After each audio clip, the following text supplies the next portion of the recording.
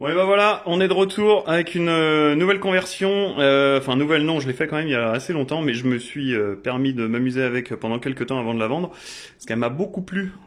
Donc ça c'est une petite scène Matrix.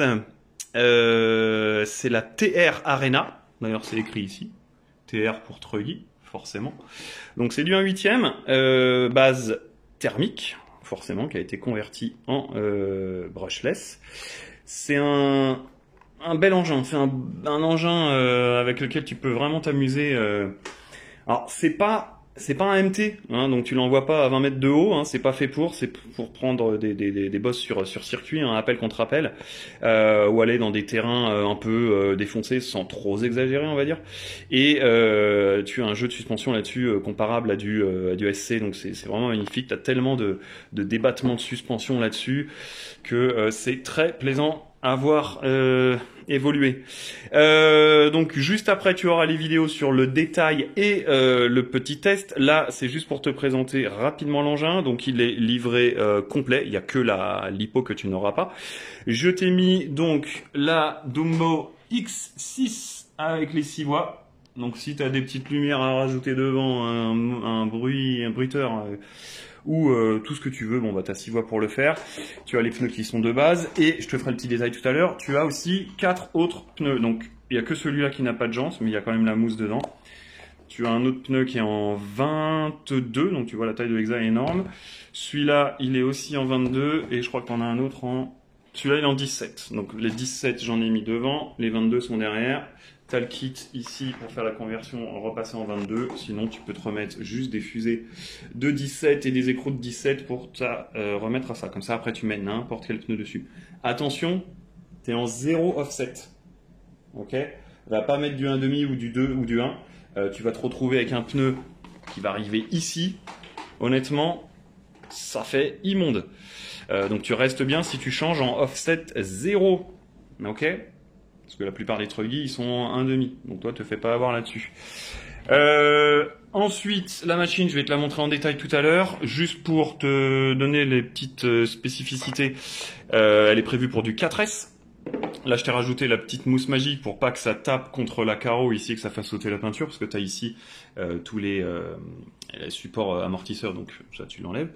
Elle est en DIN.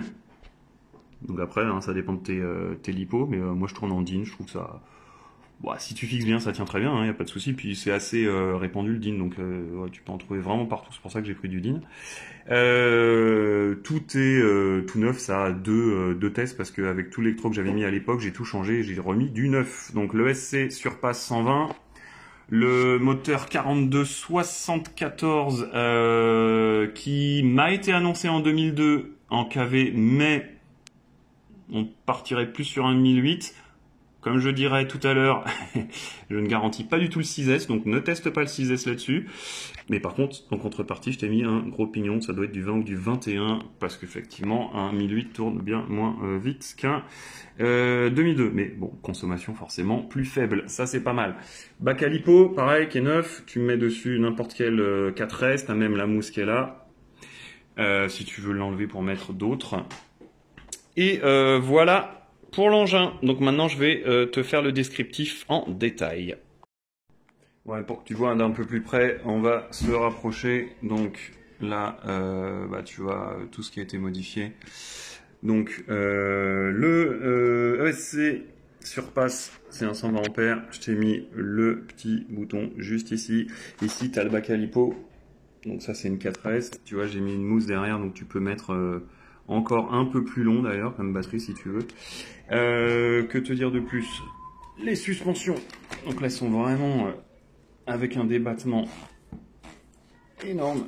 Génial pour un Truggy ça. Hop. Et tu as pareil pour l'avant. Énorme débattement. Et donc sur le côté ça se voit encore mieux. Tu as vraiment une voiture qui se pose très très bien. Ensuite, donc forcément, le diff d'origine était un diff absolument gigantesque qui arrivait à peu près jusque là pour te dire. Donc là, c'est un autre diff qui a été placé avec le support moteur que tu vois ici. Voilà. Dessus, je t'ai rajouté, forcément, il y a eu de la conversion. Donc, on a dû un peu arranger tout ça, tu as 2 barres en carbone qui ont été rajoutées, une ici, que tu vois un peu, voilà, hop, fais la mise au point, et tu as une deuxième qui est juste en dessous qu'on ne voit pas, qui est ici. Donc tu as 2 barres en carbone ici pour le maintien du support châssis arrière, pardon, parce que le avant, lui, il est resté fixé sur l'origine.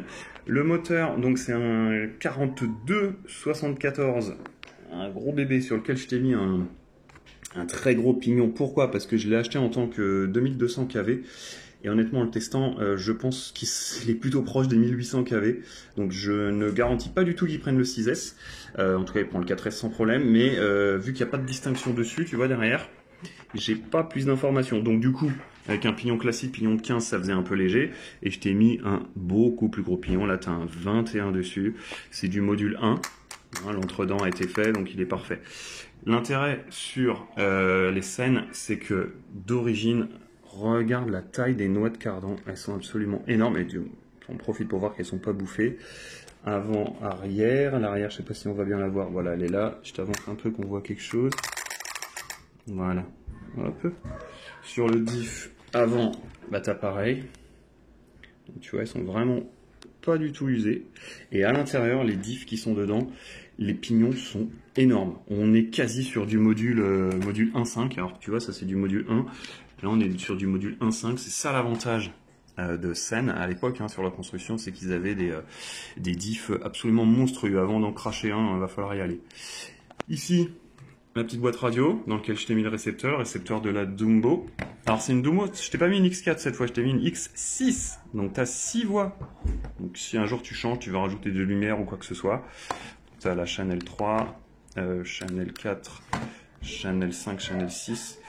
Et tu as les réglages comme d'habitude juste ici. Avec le trim, les inversions, etc. Voilà, niveau châssis. Bah écoute, il a légèrement roulé, donc il est plutôt en bonne forme. Voilà, pas de déformation ou autre. Les triangles sont nickel. Avant et arrière, tac, tac.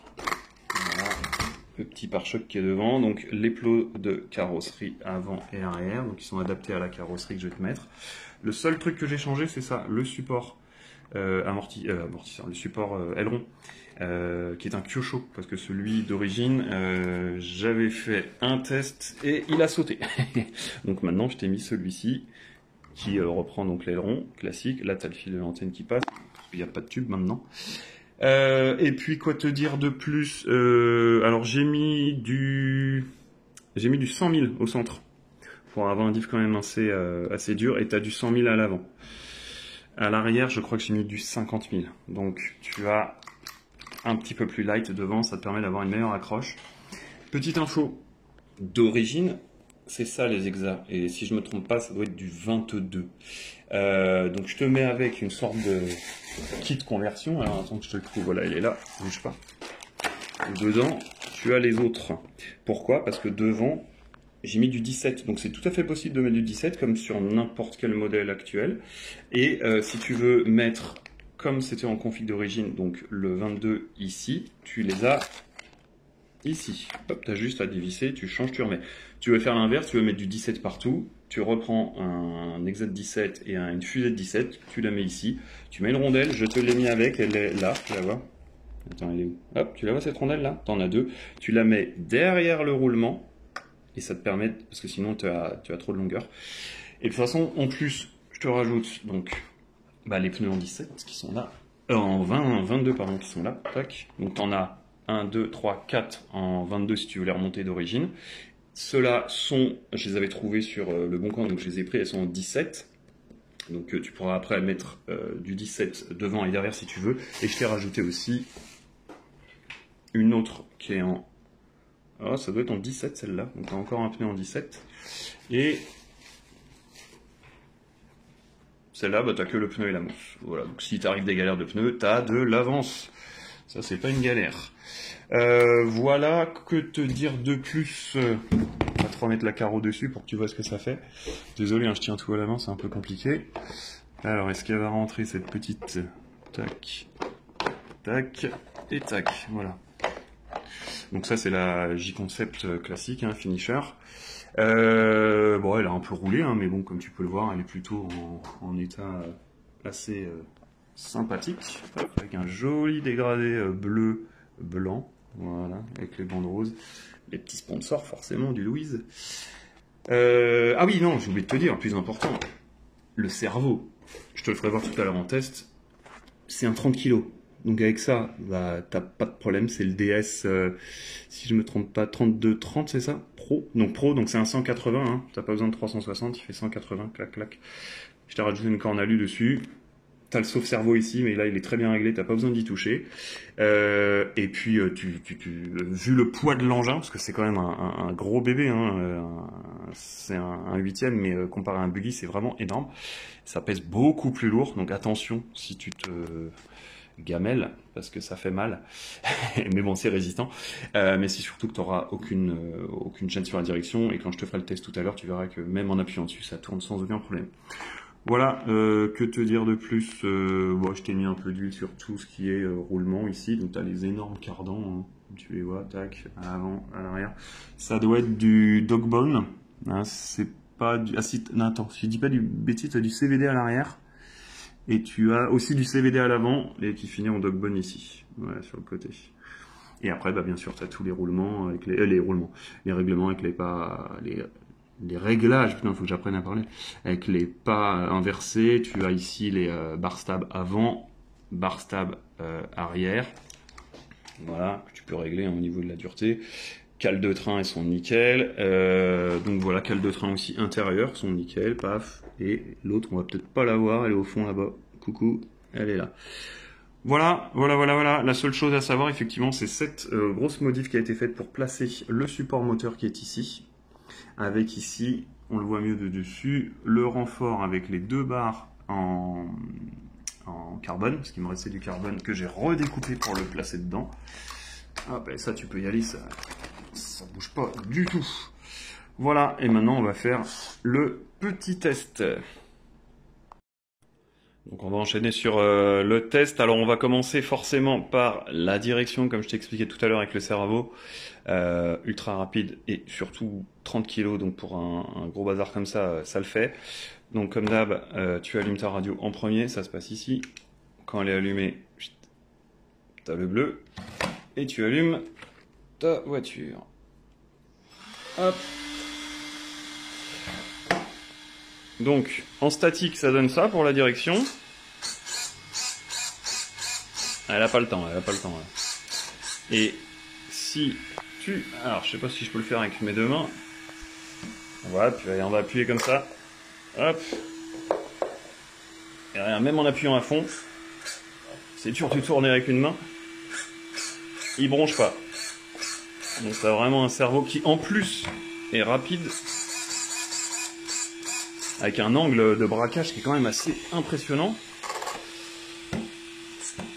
Voilà, ça, entre guillemets, ça rigole pas. Voilà, on va te la monter, on va faire le test moteur. Allez, mettre une petite boîte en dessous. Excuse-moi, hein, c'est un coup à une main. Hop là. Voilà.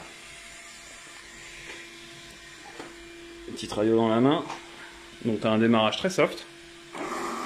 Et écoute ce silence, t'as aucun... Et là, tu vas...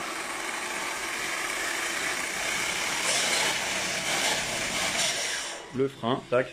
Je t'ai mis un frein un peu light, mais moi j'aime pas quand ça pile trop fort, donc après tu pourras faire tes réglages comme tu veux.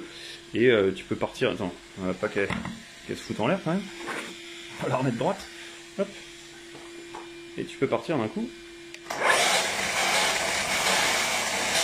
Donc tu as les pneus qui ballonnent forcément, et puis tu as une douceur dessus, tu vois. Et dès que tu pars, ça part. Hop, frein, marche arrière. Hop, attention, il n'y a pas de frein en marche arrière. Hein. Hop là. Voilà, donc elle roule bien. D'ailleurs, j'ai fait des vidéos de roulage que je te calerai peut-être à la fin de la vidéo pour que tu regardes. Et une dernière petite vue d'ensemble sur l'engin. Voilà, il est prêt à rouler. Alors, il est livré comme d'hab avec sa copine, la radio. Tu as tous les pneus qui sont là et le petit pack que je t'ai mis avec Bon, tu verras, il y a des surprises dedans. Je t'ai laissé même les disques de frein d'époque, etc. Les Exad 22.